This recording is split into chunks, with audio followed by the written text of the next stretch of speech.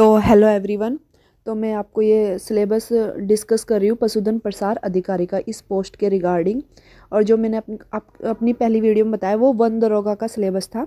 तो मैं आज डिस्कस कर रही हूँ पशुधन प्रसार अधिकारी का सिलेबस, ठीक है। और ये मैं पीडीएफ जो है वो नोटिफिकेशन और पीडीएफ जो अटैच कर दूँगी मैं अपनी वीडियो में। और कुछ भी आपकी क्वेरी होगी, कुछ भी क्वेश्चंस होंगे, आप कमेंट सेक्शन में मुझे कमेंट कर सकते हैं।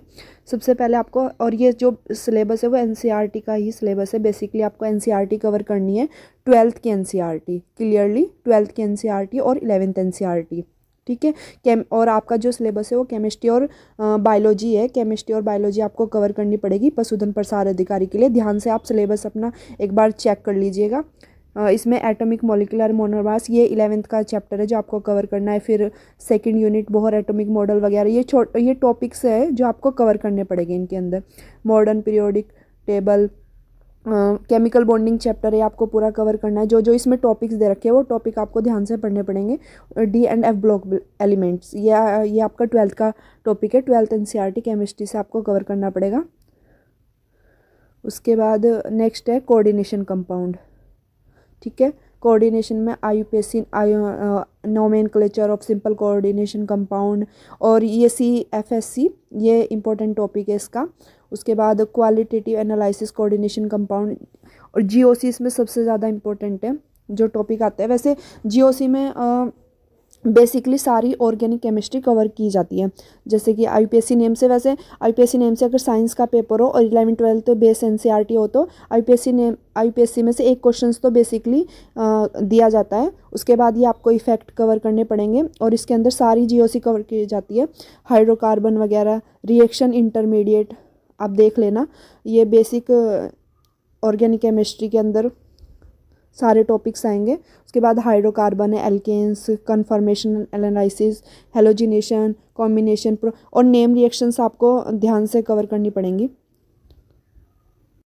नेक्स्ट आता है alkynes, acidic nature, method of preparation of alkynes, chemical reactions of, ये सब टॉपिक्स इसके अंदर आते हैं GOC के अंदर।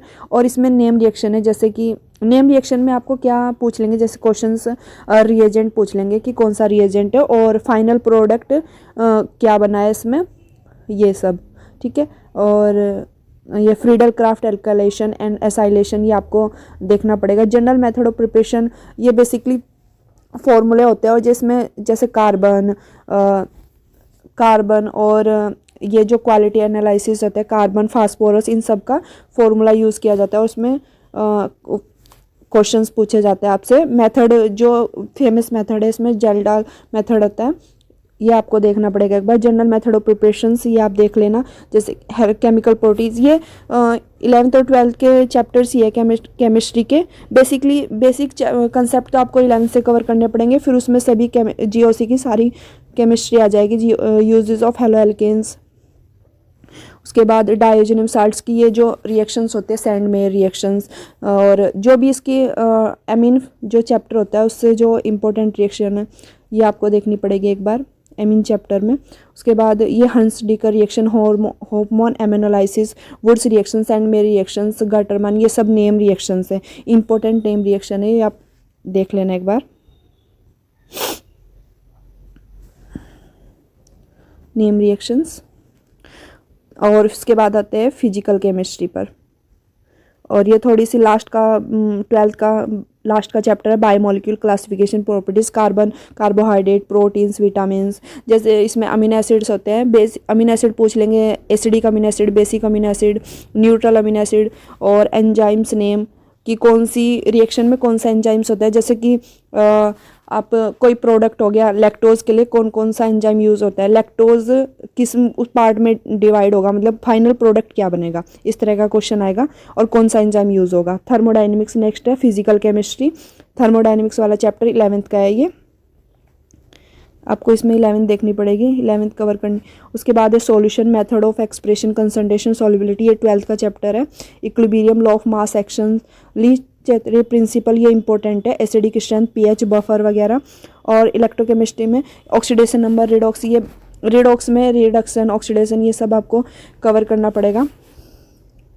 और ये जो लॉ है EMF of cell standard, Kohlrausch law, ये इंपॉर्टेंट, ड्राई सेल, ये सब देखना पड़ेगा। केमिकल काइनेटिक्स में इसमें 0 ऑर्डर रिएक्शन, फर्स्ट और सेकंड ऑर्डर रिएक्शंस, इसमें तो वैसे बेसिकली 0 और फर्स्ट ऑर्डर रिएक्शन देगी, तो आप यही देख लेना। और इनका फॉर्मूला, हाफ लाइफ सेल इनका formula, concept of collision theory, activation energy इसका फॉर्मूला, टेम्परेचर वाला जो डिपेंड होता है। नेक्स्ट लेबोरेटरी मेथड में मैं बता रही थी आपको लेबोरेटरी मेथड में कैसे कैसे काउंट करना, ये सब आपको देखना पड़ेगा। इनऑर्गेनिक सॉल्ट एनालिसिस, ये सब इनके फॉर्मूला होते हैं, जैसे नाइट्रोजन, सल्फर, क्लोरीन वगैरह। और मेथड्स, फंक्शनल ग्रुप डिटर्मिनेशंस, कुछ टेस्ट होते हैं इसमें, आपको टेस्ट देखने पड़ेंगे एक बार कि कौन सा डबल बॉन्ड और ट्रिपल बॉन्ड के लिए टेस्ट। नेक्स्ट टॉपिक है आपका बायोलॉजी।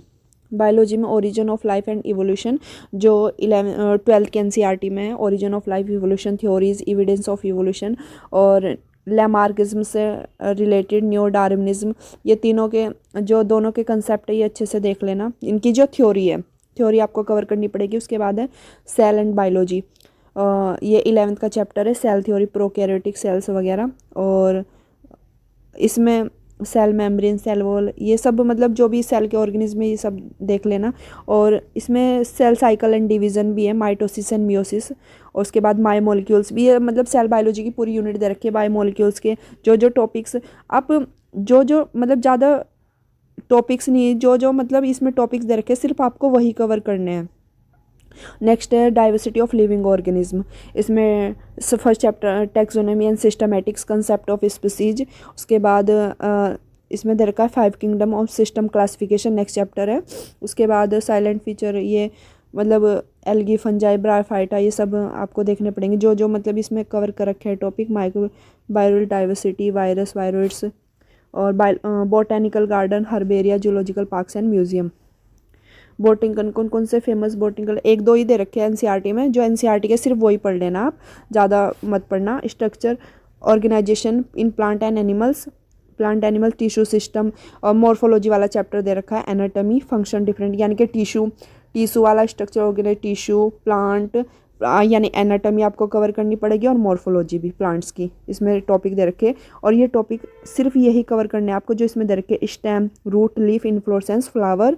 और उसके बाद टिश्यू में दे रखा है coelom and segmentation in animals, morphology, anatomy, earthworm की, देखो ये टॉपिक दे रखा है, ध्यान से देखना, यहाँ पर अर्थवॉर्म की देखनी पड़ेगी आपको। Morphology, anatomy, functions of various of earthworm, cockroach, frog, man, सबकी ही कवर करनी पड़ेगी। वैसे पहले तो लास्ट ईयर तो शायद इसका क्वेश्चन नहीं आया था, पर आप मतलब एनसीईआरटी में तो आपको कवर करना ही पड़ेगा। फिर उसके बाद है फिजियोलॉजी, प्लांट फिजियोलॉजी में ट्रांसपिरेशन, ये चैप्टर्स है। Mineral nutrition, photosynthesis, respiration, plant growth and development. और उसके बाद है ये यहाँ तक कि प्लांट ग्रोथ एंड डेवलपमेंट, ये आपकी प्लांट फिजियोलॉजी है। उसके बाद ह्यूमन फिजियोलॉजी, प्लांट मूवमेंट्स। और उसके बाद है human physiology, type of nutrition, digestion, absorption, nutritional digestion disorder, breathing and exchange, ये सारे चैप्टर्स हैं almost. Working of heart, sound cycle, topics दे रखे हैं, working of kidney and osmoregulations, locomotion and moment, neural control and coordination, receptors, eye, ear and chemical sense organ, chemical. Next unit आपकी reproduction, asexual, sexual reproduction, sexual reproduction in flowering plant, ये जो इसके अंदर plant chapter के topic दे रखे वो आपको cover करने पड़ेंगे। उसके बाद है ह्यूमन रिप्रोडक्शंस। नेक्स्ट है molecular biology, genetics and biotechnology, ठीक है। मॉलिक्यूलर बेसिस ऑफ इनहेरिटेंस, जो टॉपिक है वही आप कवर कर लेना, ज़्यादा डीप में मत जाना। बेसिक अगर एनसीईआरटी आप कवर कर लोगे तब भी अच्छे से आपका हो जाएगा। जेनेटिक्स, क्योंकि टाइम भी वैसे तो लास्ट ईयर तो इतना भी टाइम नहीं दिया था, इस बार तो 2 मंथ्स से ज़्यादा आपको टाइम मिल गया है। लास्ट ईयर तो 20-25 दिन या 1 महीने के आसपास दिया गया था।